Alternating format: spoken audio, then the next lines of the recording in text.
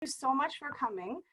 Janelle and Swellen and I, Alex, are going to be sharing, we each taught separate courses, but we worked together to make these video submissions. So we're going to talk about what we did, our benefits, challenges, and lessons learned. And we have permission to share our student work with you today, which we're really excited about because they did some really excellent things. So. This is kind of the slide of how to describe how we felt in our teaching, kind of the 2020 spring teaching semester. And kind of as everyone was, March was stressful with having to change online rather quickly.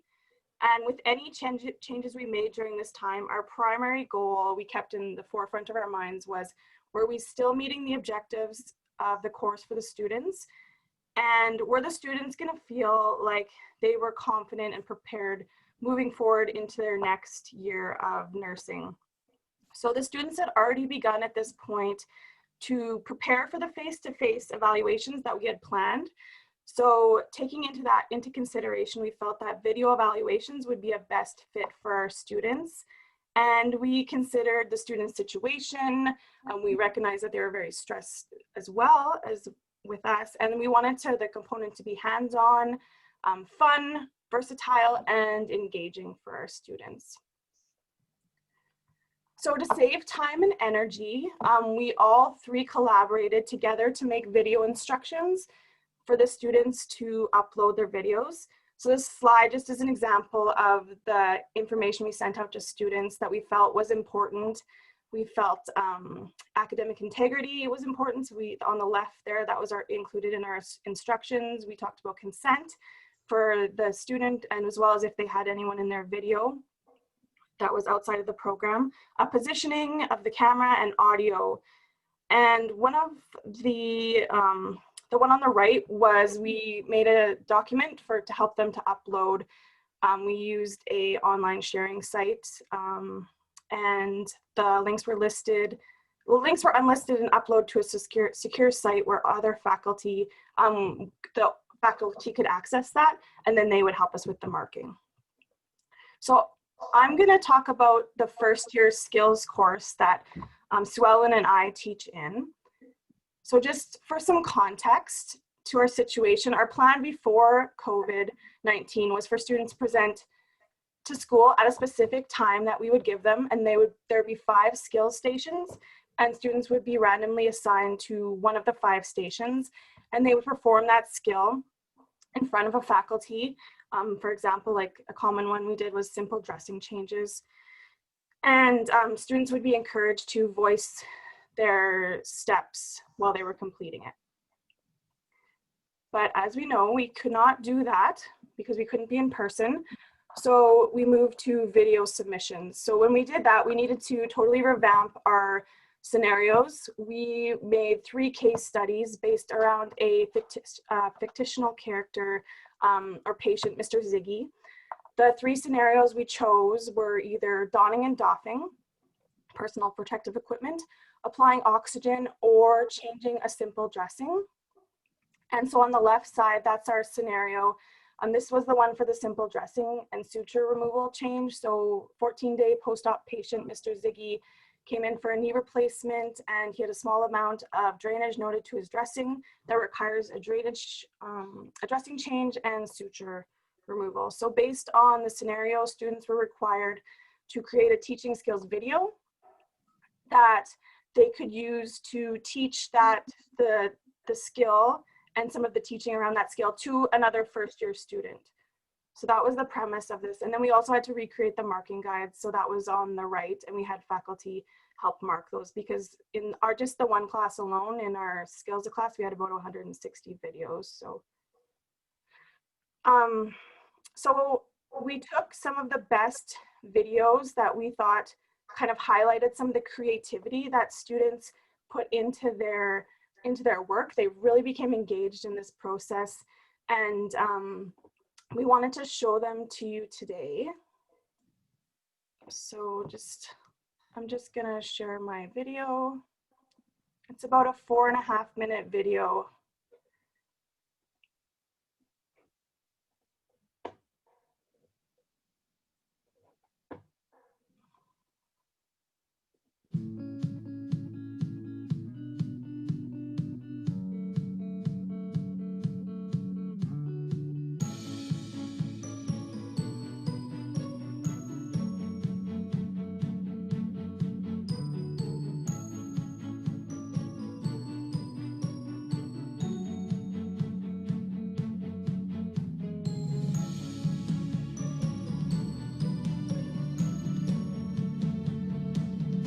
Before we go about it, let's talk about hand hygiene. When do we do hand hygiene? What are the points at which we do hand hygiene? Before we get to the patient's room, when we enter the patient's room, before we touch the patients. So here, before you put your hand in water, you check for crevices, you check for cuts on your hand, and if there is none on your hand, you open the tap and check how warm. The water should be warm.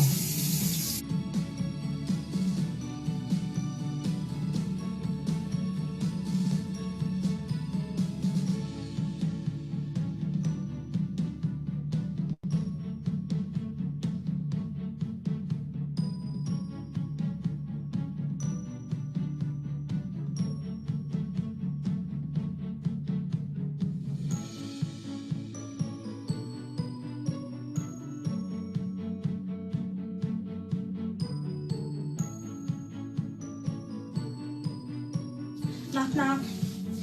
Hi, my name is Pichia Busrakam. I will be your student nurse for today.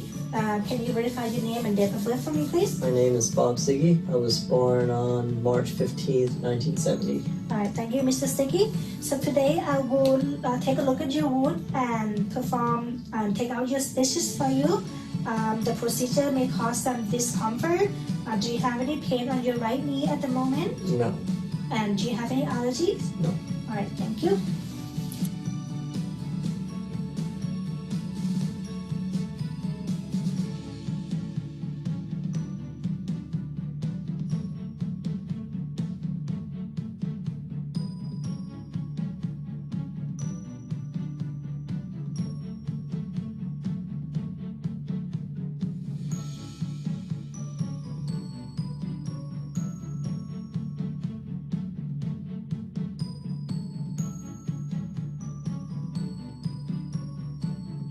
So to start off, we're going to start with a wound assessment.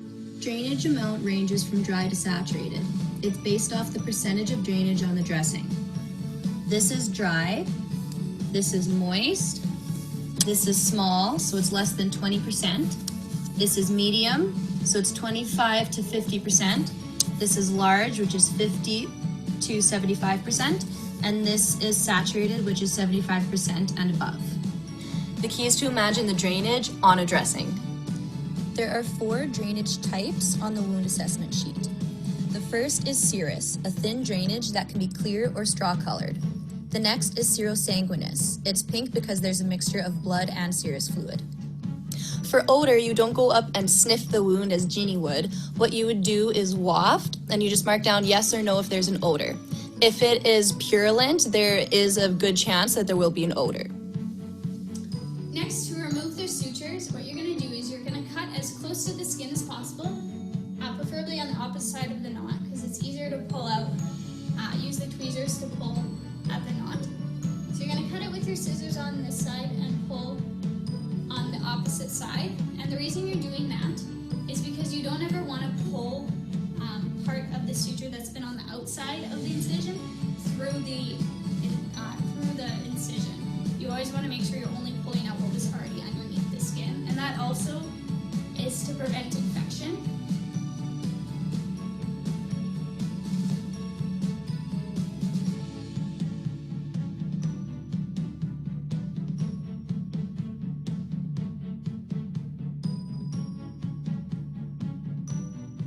So this concludes our dressing change as well as our removal of sutures. I hope you enjoyed and thank you for watching. Thank you.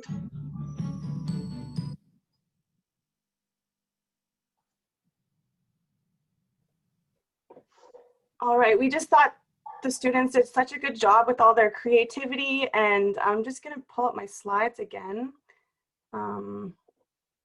Just give me a second.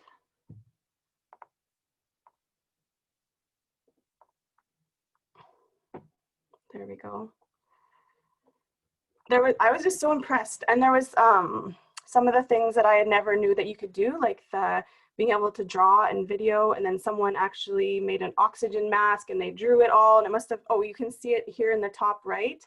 That must have taken a long time to draw that oxygen mask. And we're going to talk about some of the benefits later on after Janelle and Sue Ellen shared, because we felt there was a lot of benefits to this project.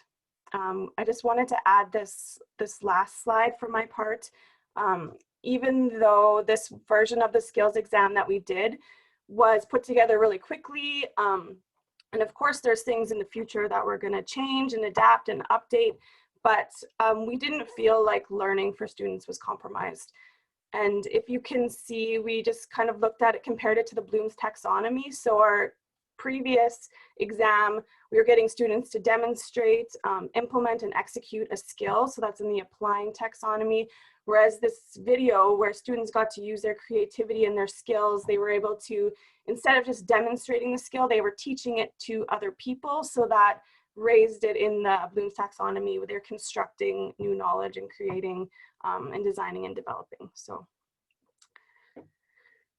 I'm going to pass this on to Sue Ellen, who's going to talk about her first year assessment course where they did a similar thing.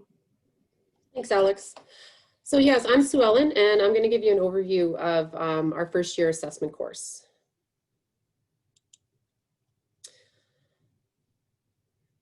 Yeah, Alex.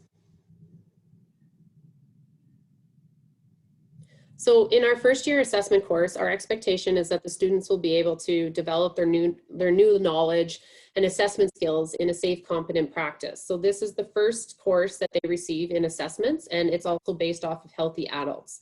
You can see here that these are our course outcomes that are shown. These outcomes are to help the students build a solid foundation based on knowledge and assessment skills, which they then apply into the practice education and also advanced assessment and health challenge courses, which are for years 2 and 3. So our previous assessment skills demonstration was a hands-on exam, which included material that we covered in both the lab and class.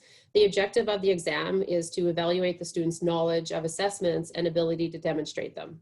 So in our original plan, the students would actually be sequestered until it was their turn to do the exam.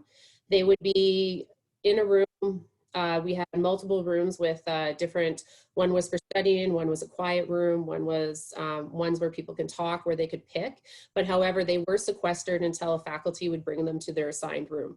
Once they got to the room, then we'd give them a scenario which included instructions and a short history about the patient's condition and the type assessment that they needed to perform. This was given then 20 minutes. They were given 20 minutes to complete the scenario, and faculty would actually be in the station with them, marking at the same time. The patient that they used would be one of our students from our 2nd, 3rd, or 4th year nursing program. And each station would have about 5 to 6 students that would run through it. So each faculty would also be marking that. And it was one long marathon. It was an absolute exhausting day that usually ended up with most of us going home, having a nap, probably having a beer as well, and well, sometimes not in that order. So the new evaluation, which we changed to a virtual platform instead of the traditional face-to-face, we had never done this before, so it took a little bit of discussion and trying to figure out what would be best for our students. Our goal was to ensure that the students had an opportunity to continue their education demonstration and that they would also be meeting the course objectives and critical learning elements. So the students were instructed to record a 12 to 15-minute video.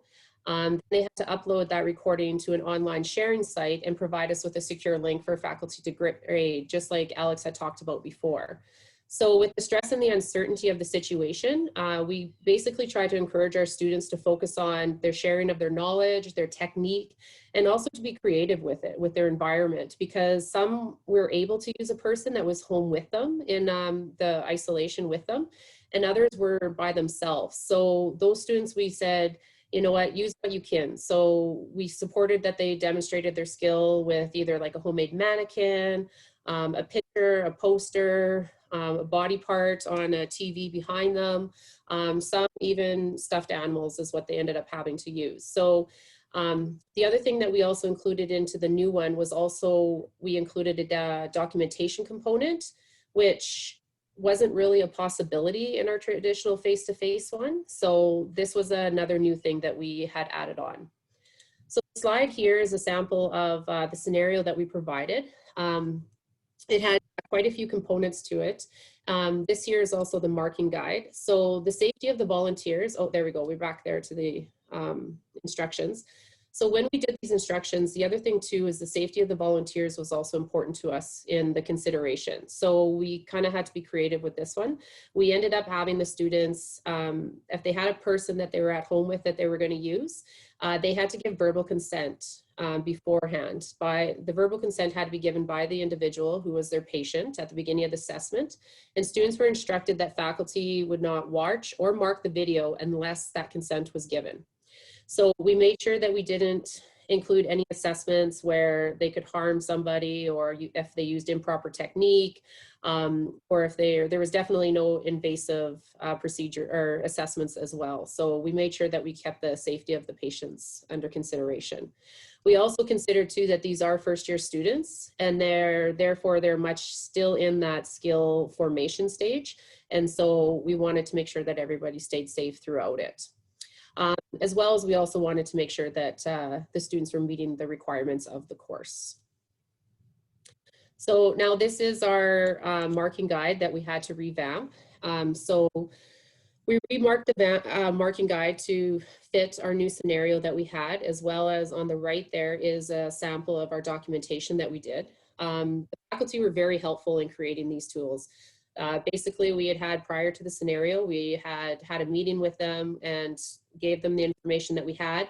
And we also wanted to make sure that they were involved so that they understood the whole, the marking guide, and they understood what it was that we were trying to get out of these students. So the feedback was extremely helpful, and we were able to create another great tool.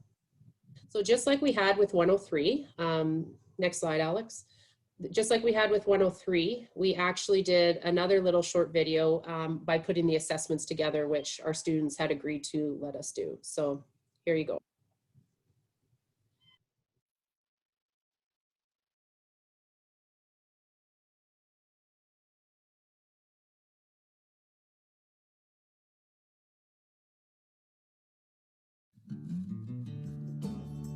Hi, my name is Aaron Aguilar. So for Senior 107 Skills Assessment, we were given a scenario to perform. So first, we're gonna start with the general survey.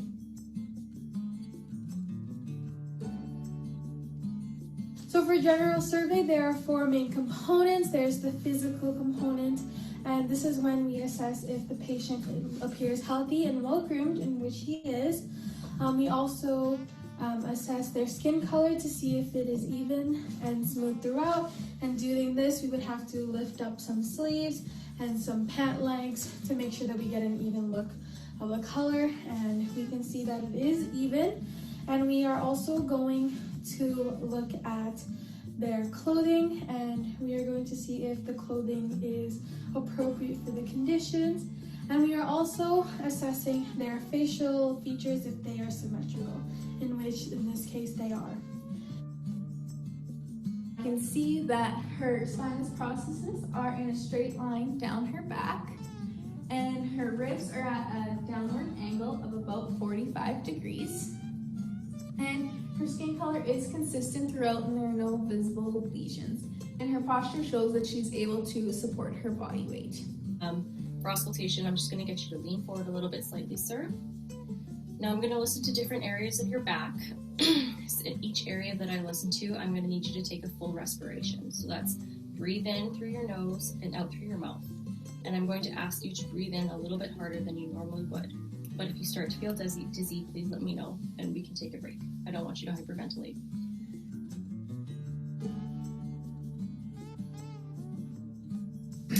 So I heard vesicular breath sounds, which is soft, low pitch, and mostly inspiration.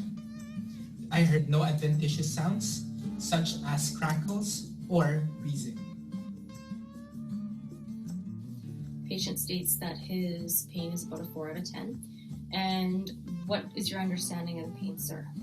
Patient states that he thinks he injured his shoulder in the car accident, but it is just sore and nothing is broken. Exercise is active and passive range of motion. So active is when the patient does it by themselves, and passive is when it is done with the help of a nurse.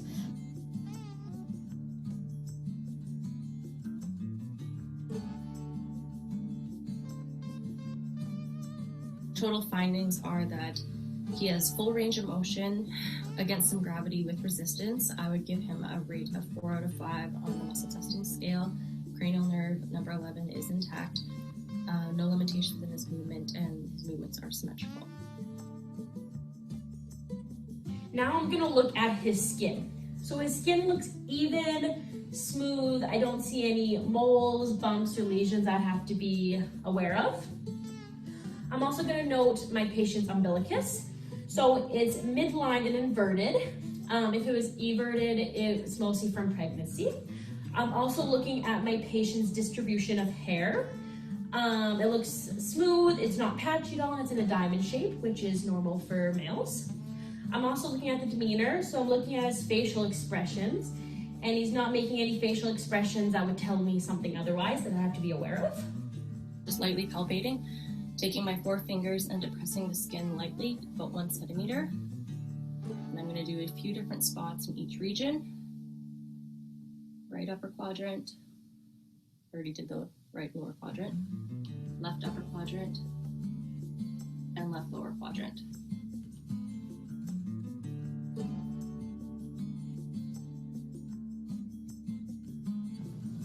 That is it for my 107 skills assessment video. Thank you for watching. Have a wonderful day. Woo! These videos were, they were definitely a lot of fun to do and a lot of fun to put together and kind of review them. And Alex and I had done these videos about a month ago. And so it was nice to kind of review them in a non-stressful time. We were able to watch them and put them through. So it took a little while for us to figure out which ones to do. As you can see, like we had a lot of students that actually did very well in these. So now I'm going to move, let my coworker continue on with our second year. So Janelle is actually going to be having my students this year for everything. So Janelle. Thanks, Sue Ellen. So I course lead the second year assessment course CNUR 204 with Bev Pongratz and Valerie Gerlach. And this is the last of our main assessment courses for our program. You can see you can go ahead and flip to the next slide there for me, Alex. Thank you very much. So our course outcomes are listed there. This course aids students in improving clinical assessment skills and critical thinking abilities. So we really start to focus on the abnormal assessment findings, whereas 107 looks at the normal. The instruction in this course includes lecture and labs, and our labs are a high fidelity simulation with student-led debrief. Each week they're introduced to a case study scenario where they work together to assess the patient, recognize any abnormalities or clinical concerns in that patient, relay their assessment findings to a physician using an ISPAR format, which then leads to the administration of medication or performing any necessary interventions to help their patient improve, followed by reassessment and of course patient teaching. The format of our labs allows students to fully participate in patient care, which allows them to enhance their communication skills, their assessment techniques, and learning to work together as a team within the simulation. So we have the dreaded OSCE exam in our course. It is well known amongst our students and very much feared amongst them as well. Normally, in a non-COVID situation, we had a similar setup to Sue Ellen, as she spoke about in 107. It was a day-long thing for faculty. In person, students came to the school in the morning. They were sequestered in similar type rooms. We had massage rooms, we had yoga rooms, we had meditation rooms, loud rooms with coloring and Play-Doh, or quiet rooms where they could go if that's where they were more comfortable. When it was their turn to perform their assessment, they were brought into the hospital room. They stood outside of a curtain, had a minute to read their scenario on their patient, entered the room, had 25 minutes to perform the required assessment, answer any questions from the faculty, maybe interpret some lab values, talk about pathophysiology of the patient, intervene somehow because their patient would actually have an abnormality that they'd have to address, and then do some patient teaching. This was all done synchronously with the faculty marking as the student went through, and often, as Sue Ellen mentioned, it was a long day for everyone. In the new format, we really wanted to ensure that we were still addressing the assessment focus, which is a big deal in this particular class. We wanted to ensure our students were still able to perform their assessment and us evaluate them on those assessments. So we decided as well to do the online video submission, but we had two different parts to our now online OSCE. So they did do an assessment video similar to what you guys just watched, although it was stepped up just a little bit in terms of we had to somehow address the abnormal assessment piece. So they were given a case study, which I'll talk about in the next slide, and they had to adapt their assessment based on the safety of that patient. So these videos, again, were at home. Most students had someone that they could assess at home, and if not, again, they used a picture or, used themselves even to demonstrate landmarking. And then after they submitted their assessment, they did do an online quiz. It was now worth 20% of their mark, and we also switched it from a must pass, which initially the OSCE always was. So this is our case study. So students were given this case study at 0900 the morning of their OSCE exam.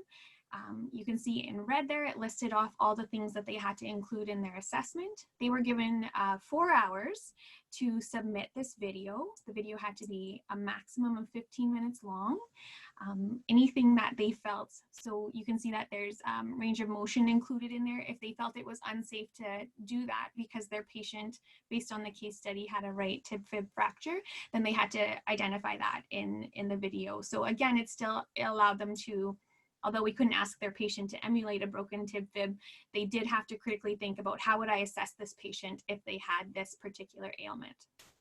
So so they had 4 hours to submit the video link. And again, the video needed them to include landmarking, stating what they would expect to find in their assessment, and then of course what they actually heard in their assessment.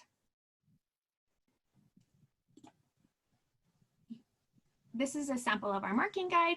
So again, we really stress the importance of demonstrating, landmarking, speaking out loud what they were doing, so we fully understood that they knew the purpose of the assessment and what they were looking for.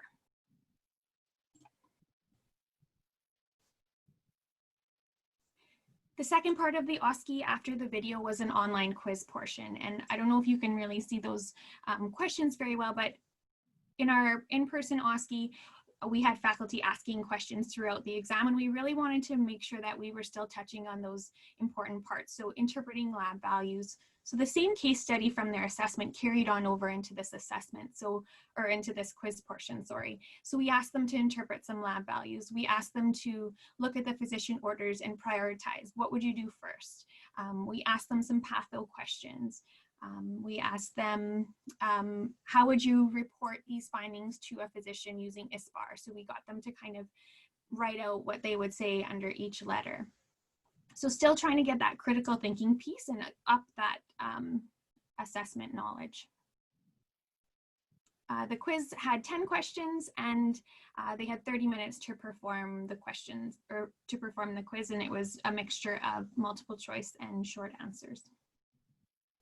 And I don't have a cute little video to show you guys, but you can see here's some examples of some of those videos that were sent in. So the difference between us and 107 is we really shortened that time frame. So we only gave them 4 hours to submit the video once the case study opened. We didn't want to give them a week to redo it 6, 7, 8 times until they had it perfect. We really wanted to see, if you were put on the spot to perform this assessment, show us what you can do. So that's where we went, and they all did very well. Actually, we were glad to see the results.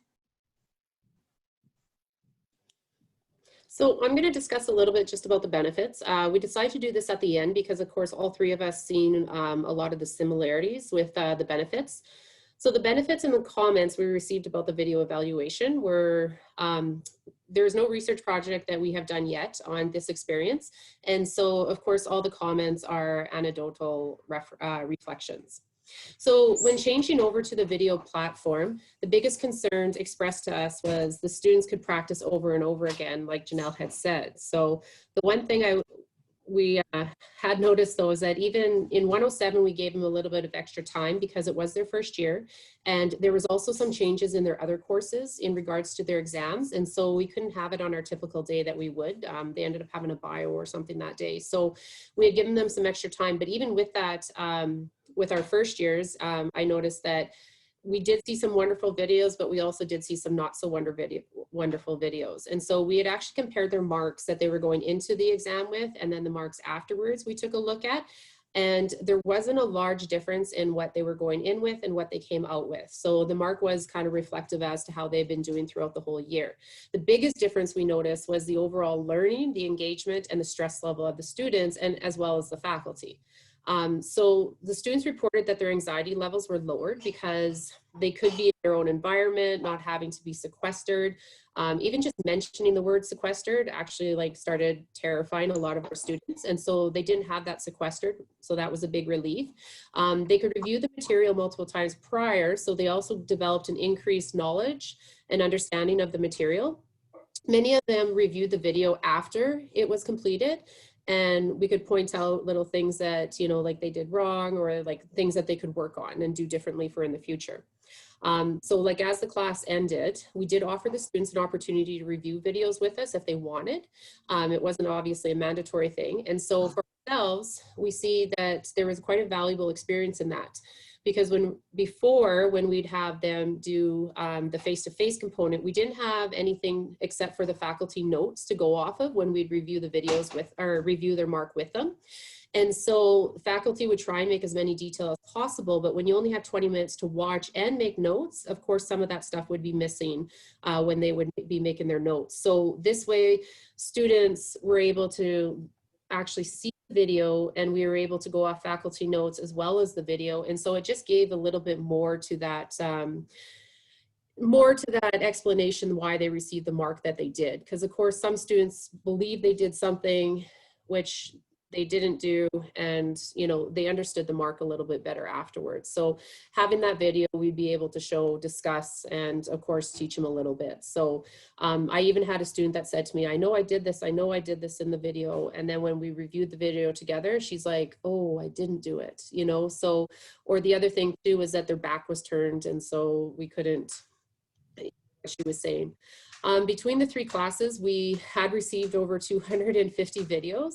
And so of course we couldn't mark all of them. And so we divided the videos between the lab faculty to assist in marking. And the response from the faculty was actually that they really enjoyed the marking process. They were able to complete the marking in their own environment, on their own time, and kind of space it out a bit instead of just bam, bam, bam, one after another. And so rather like how our typical one was before. And so they actually also said that they actually felt that they were able to enhance that accuracy in the marking, because they were able to review the video, pause it, and rewind if needed, if they felt that they did miss something. The other thing too is new faculty appreciated being able to sit down, with more experienced faculty when marking their first video or two, and that way they could get that clarification if they had any questions. Really did bond as a group during this making of this process. Faculty would email us about some fun videos that they watched, and take note of the level of engagement that they were seeing from students in the videos. It was really worth it at that point after everything was completed. So of course, with everything, there is still a few challenges. We actually didn't experience many of them, but the most significant one that we found was the uploading. Some of the file sizes were just absolutely crazy, and some had like a 12-minute video and it was 2.2 gigs. So the sizes were what created any of the anxiety that we noticed with students. Janelle, when we did 204, actually kept a Zoom link open so that the students would be able to come in and ask questions when they were in the uploading. And most of those, I was with her at that time, and most of them were about the fact that they're like, oh, it's going to take 45 minutes to upload. It's like, okay, well, you have 2 hours till the deadline, first of all. So just take a nice deep breath. But it was just basically because of that size of the uploading. So when you had such a big one, I think what we'd like to do next time is just to get the students to practice the uploading process to try and reduce their anxiety so that they can see that when they have such a big file that it does take time. We also discussed with them sometimes about condensers, apps and different things to try and get that size down, but they were all in within that time frame. So I think maybe one or two were about 15 minutes after, but it had to do with the fact that those two that I can think of off the top of my head, it was because they were in the rural area. So that was one of our other things, is that we had some difficulty with some of the students because they're in the rural communities and they have less than optimal internet access and speed, which would slow down the uploading speed, which a big file. So basically you got two negatives there. So in both cases, we had a backup plan where we could use another method of uploading and to get the video. Now, with this year, the U of R Moodle has actually implemented My Media with Kaltura, so which they didn't have in the winter when we did this, but they'll have now. And so that's going to be a huge benefit for our students and for our faculties. The only other interesting thing was that we did see some different camera angles. For a generation that basically does like Instagram and TikTok, I still haven't got TikTok, so I'm not really sure, but I know there's videos on there. And so for the generation that does most videos, it was amazing how little attention they paid to the camera angle, or we've seen some things that we probably didn't really care to see. So I think that we'd probably given them a demo video next time. Of course, with the quick changeover, we weren't able to do the demo video. So we definitely will be having a demo video for them to help out next time. But so that is it for our challenges and for our benefits. And so if anybody has any questions, we would be happy to answer them. And thank you very much for listening. Yes, thank you very much. We do have two questions in the chat that so I'll just read them out if that works. Did your students see the rubric beforehand or afterwards? Also, how did you navigate through the challenges with uploading videos? So I can speak to the rubric for the 204 class. They did not see the rubric at all. They didn't even see it afterwards unless they had a question about their mark and wanted to review it. Otherwise, they had no idea what the rubric looked like. And in terms of the challenges, Sue Ellen spoke to some of those. Mostly we had used Google Drive, I believe. Google Doc. Google Docs, sorry, I'm so not techie. We had them upload a link onto Google Docs and then submit that onto the course page.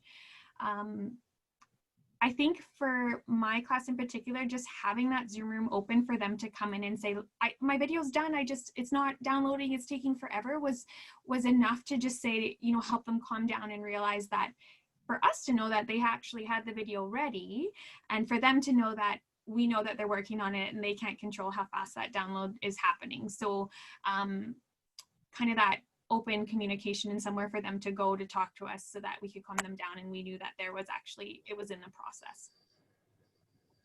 So, and then for the first year students, we didn't show them the rubric either. A lot of times we actually had talked about, we didn't show them the rubric. We just talked to them about like the areas, and having the video, none of them even asked about the rubric because we could actually point out just on the video, we'd pause it, explain here, and they would actually see it at that point. So we actually didn't show them before or after either.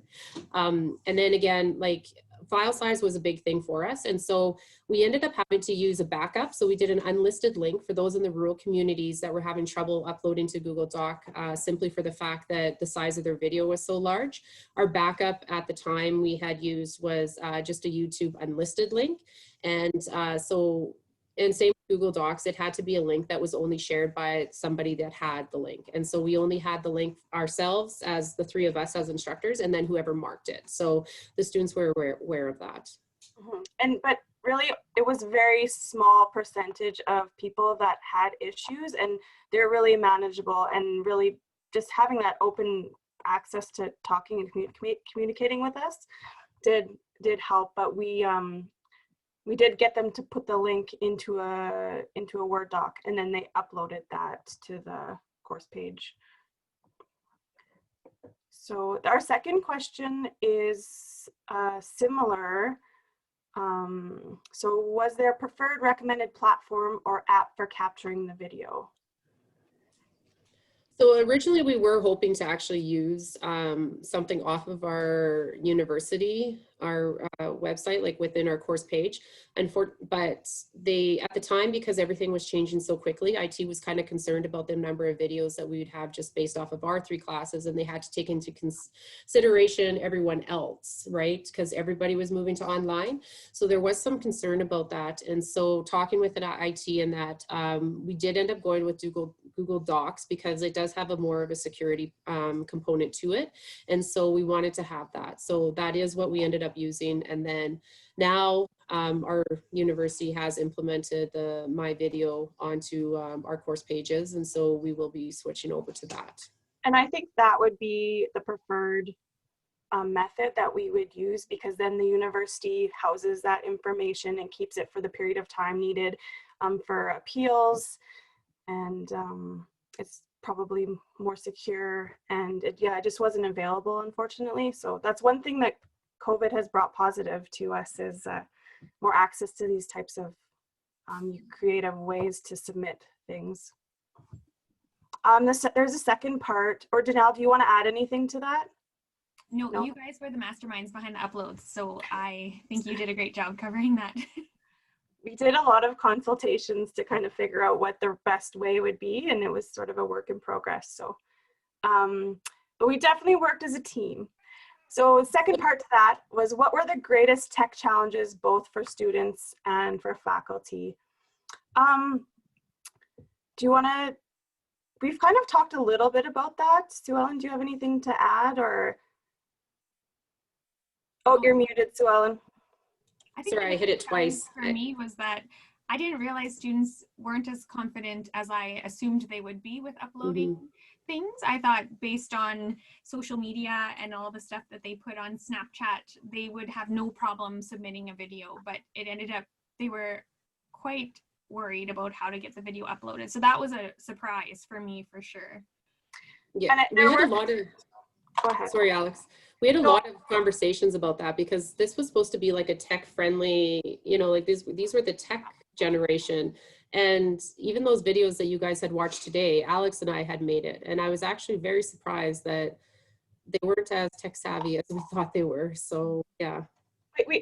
Not all of our students are younger. So there was people that had never made a video or uploaded anything before, and their anxiety was higher, but in the end, they still were able to follow the directions. And I think having those directions, step-by-step directions was the key, right?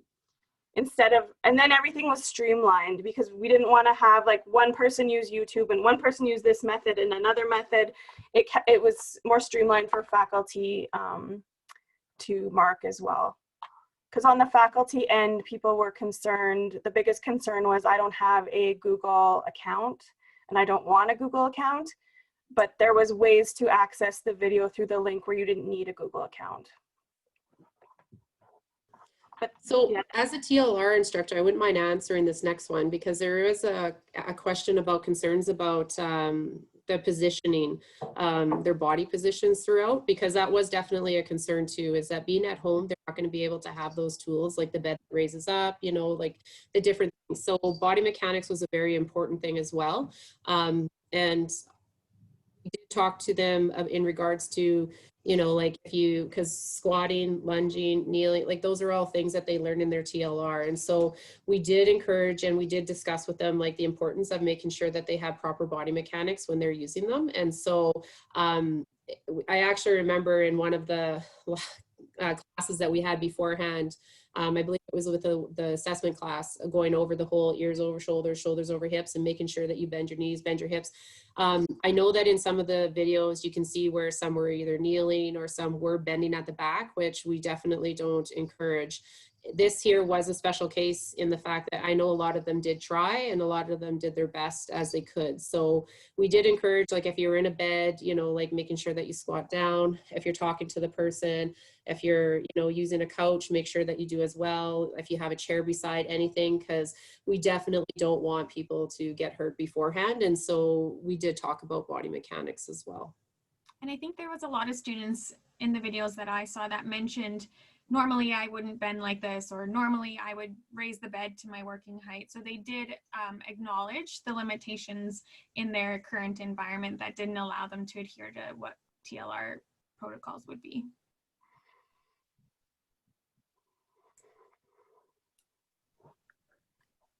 I don't see any other questions. That was a really good question.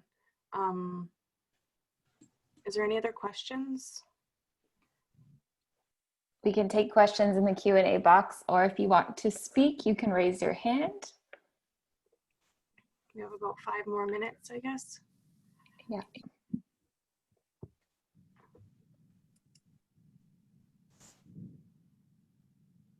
So I have to say, like, I am interested to, if there is anybody that is out there that wouldn't mind just putting it in the, even if you have comments about, like, I know there is other places that do videos, and I was curious about any of the other places that might have done them and if they use it as well.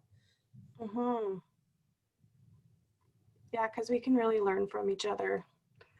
I mean, this is the first time we've done something like this, so it was definitely a learning process for all of us. Yeah, we had a lot of fun doing the videos, and actually I was pretty amazed at the creativity that the students had. It's kind of, you gave them a little bit and they just exploded at home with being able to be creative within what it was that they were doing. Oh, I see another question. So other than watching their videos, how did the students receive feedback? For our course, we just put their marks on the course page. And so all they saw was their marks. They didn't see their rubric at all unless they had asked for it. And that's normally what we would do for the in-person OSCE as well. So if they had concerns about their mark, or they just, even if they wanted to review, they were welcome to set up an appointment with one of the course leaders to go over their rubric. But I think most of them, once they saw their mark, were happy to just leave it alone and continue on to the next year. Yeah. Yeah, in my skills class, in our skills class, we also didn't return the rubric, but we would make a meeting first with students to discuss. Sorry for cutting you off, Sue Ellen. No, it's the same with the assessment class. I was just going to say, so yeah. We also have, oh, sorry, Alex, or Sue Ellen. We do have someone with a raised hand, so I'll let you finish up if you want to add anything to that last question before I unmute. No, go for it. It's okay. Okay, Cindy, I'm going to unmute you so you can speak.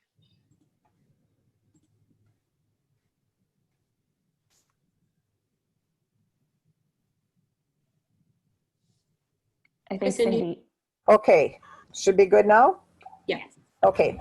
I first of all wanted just to reinforce and add weight to your comment earlier about when students said they did something and you reviewed the video and they in fact hadn't. That really is confirmative of experience I had for years where I reviewed quality controlled videos, and it was just such a good thing to have, where people said, you know, they did something, and then when you looked at the video, they in fact didn't, and they said, geez, you know, I meant to. Well, meant doesn't count. So I think on that front, video is an important thing. I've long thought that OSCEs should be videotaped and then reviewed for the very reasons that you said. And as somebody who has marked OSCEs or evaluated them, it's always difficult, especially the first 2 or 3 you do in the day. It's sort of, okay, then you get your mindset of all the variables you're really keeping track of. So I always think that the first 3 I mark in a day aren't that good. And I think that as the day goes, you get better. So this opportunity to go back and look. But I'm wondering if you guys did anything with inter-rater reliability, or if that's an area for research that you're looking to capture perhaps as we go through the pandemic, if you've got any plans for research on this. I'm actually in the process of doing a research project in regards to the 107 videos. I'm still in the proposal stages and putting my stuff into ethics this week. And so, but there is a couple of research projects that will be coming out of it. Yeah. Yeah, I like That's a good suggestion, Cindy. I'm gonna have to think a little bit more about that. It's definitely a possibility. Hopefully later though, because we're feeling a bit overwhelmed right now. But I'm doing some research with another team on mental health and the impact of the things that the changes that students are experiencing during the pandemic. So some of it might come out of that as well. I don't know if that answers your question, but I do appreciate your suggestions, Cindy. Thank you. Yeah, I just say the reason I'm asking about the inter-rater reliability is, yeah, it's true that it's a big undertaking. Although videotaping is nice and it'd be perfect if one person could review all of them, we just are not staffed, or our time profile doesn't allow for one person to evaluate 250 videos. So that's where the inter-rater reliability piece came in. And then on the other hand, there was a few videos that I marked where I thought the student didn't do it. And then I'd rewind a little bit and I'd be like, oh, actually they did. So I think it goes a little bit both ways. So I did like the appreciation of being able to go back and check. We did try and have meetings prior to, and maybe this year even have an example of a video to say, you know, this is what we would mark this one at, to kind of give an example to faculty. I think that's always been an issue, is one person sees things one way and one person sees it another way, and where is that line, and what is right and what isn't. So that's definitely been a challenge for sure, Cindy, as we've had OSCEs all these years, and I think amongst individuals it will always be a little bit of a challenge, but we do try and hold meetings to say, this is what we want to see, this is what we expect, this is what we mean by that, and hopefully that guides faculty in making those marking decisions. And it's also why we meet in, like, with our marking guides as well, is to try and make sure that everybody understands exactly what it's for, and put as much detail without having a book, right? Like, put as much detail as possible so that everybody is kind of on the same page. Yeah, great questions. I see that it's 10:59, so I think we might need to end. Is that right, Christine? Yep, I was just going to ask if there are any final questions or comments from people. I think just a lot of people saying thank you in the chat box, and I want to add to that and say thank you from Kazan, Alex, Sue Ellen, and Janelle. This was a really great presentation. I really enjoyed the video compilation of what your students are doing. That was great. Thank you for having us. Okay. Yeah, thank you so much. Yeah, thank you for having us. It was wonderful. Thank you. And I will be sharing the recording. Oh, Cynthia, go ahead. Cynthia, I'm the executive director at Kazan, and I really enjoyed your presentation. And I think it's great that, you know, the sharing across the country of these innovative approaches is excellent. So thank you. You're welcome. Thank you. All right. And you can look forward to receiving the recording in your inboxes. And take care, everyone. Thanks, guys. See you later.